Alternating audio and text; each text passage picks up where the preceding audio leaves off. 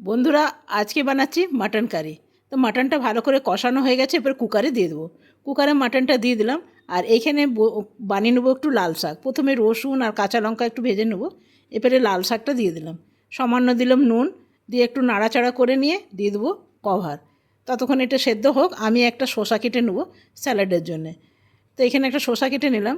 তা আমাদের বাড়িতে না সবাই শসাটাই পছন্দ করে, না তো অনেক রকম কিছু কাটা যায়, টমেটো, গাজর, এগুলো দিলেও বেশ ভাল লাগে, পেঁয়াজ। তো আমার রান্না করা দেখুন সব কিছু কমপ্লিট হয়ে গেছে। এখানে হচ্ছে লাল শাক আর মাটনটা আপনাকে দেখাচ্ছি। ঋষি আজ আমাদের সবাইকে খেতে দিচ্ছে। এটা হলো আমার ভাত। আর আজকের মাটনের কালারটা দেখুন, ভীষণ সুন্দর এসছে আর খেতেও ভীষণ ভালো হয়েছে। তো আজকে কিচ্ছু বানাইনি, লাল শাক আর মাটন, এটাই কিন্তু যথেষ্ট। আর এদিকে আছে স্যালাড। তো চলুন আমরা খাওয়া দাওয়া করে নিই।